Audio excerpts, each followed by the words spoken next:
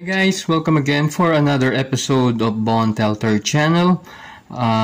Today, magbibuild tayo ng VAP ni Zabu. Bali, nakompleto ko na nung nakaraan si cable. So, ngayon bubuuin ko na. So, yung una kay Black Winter, yung ulo. Then, yung susunod yung kay Wolfbane, yung mismong katawan. Then, yung kay Khazar, yung front feet. Then, ganun din kay Red Widow, front feet din niya.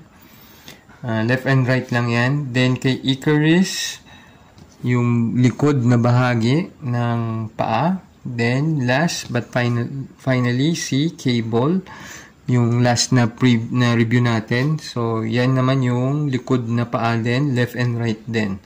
So, ngayon, buuin na natin siya in 3, 2, 1. Ito na siya. Buuin na natin.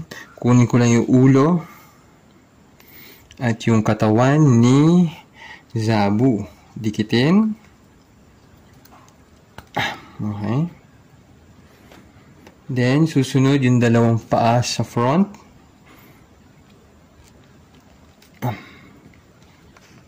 Okay. Then, sa likod. Hindi kayo maliligaw dito kasi ang palatandaan lang, yung sa likod na bahagi na paa niya is may butas sa dulo. Ayan o, may parang butas kung makikita nyo. Yan yung likod. Okay. Tight fit naman siya. Then huli is okay. Wow.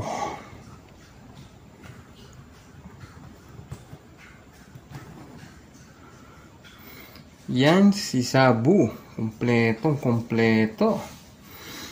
So, i-review lang natin siya in 3, 2, 1.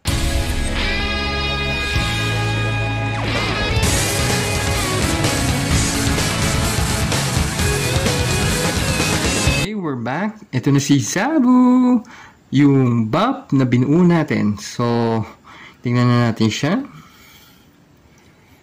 Okay.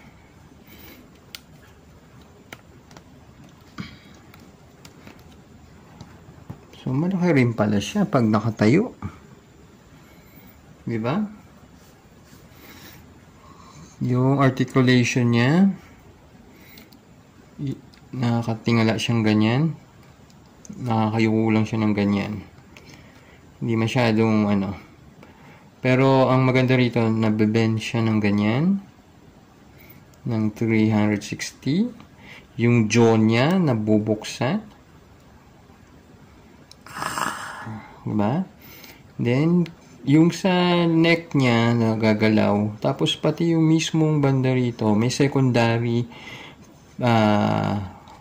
pihit siya. Pwede siyang gumano, no? May additional. So, kung gusto niya tumingin ng pataas, ganyan. Diba? So, may additional na joint siya dyan. Tapos, yung sa katawan, may abdominal din. Yung buntot din niya, naiikot. Okay? Yung kanyang mga paa, 360.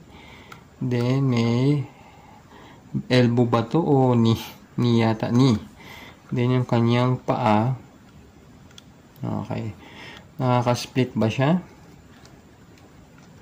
Ganyan lang. Pero maganda na rin.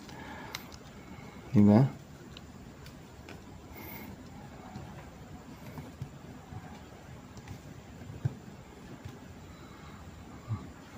Maganda rin pagkakagawa sa kanya, ha? Ito yung pusa. Mas maganda to kumpara doon sa yung sa MCU na parang asong astronaut. Lupit.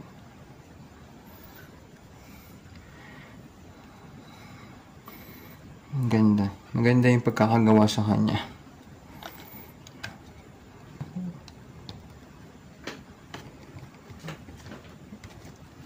Yan. So, sinama ko lang si Kazar, yung naging kasama ni Zabu. Si Zabu ang nagpalaki kay Kazar. So, yung sa mga ibang comics, si Daredevil lang yung nakita ko may connection, tsaka X-Men. Tapos, si Deadpool, tsaka si Iron Man, singit ko lang yan para dumami lang.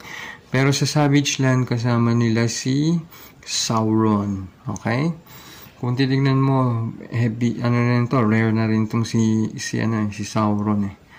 So, again, kung titignan mo siya, tsaka si Sauron, halos di nagkakalayo ang kagandahan. Ha? Diba? Maganda siya. Parehong nag-open yung jaw. Pwede rin mag-close. Okay? Yan. Maganda yung pagkakagawa nilang pareho. Pareho rin silang buff kung tutuusin. Diba? Kumbaga mga buff talaga pag ginawa talagang may budget, hindi yung walang budget, di ba? Kasi kapag maliliit yung buff lang, parang hindi siya buff talaga, pangit tignan. Tulad ni Homogoblin ba yun? Kung yung kay Spider-Man, parang corny. Hindi ako natutuwa. So, ang bottom line ko rito, ang score ko rito from 1 to 5. 5. Kasi solid. Lahat ng articulation meron eh. The best yung ginawa mo, Hasbro. Okay?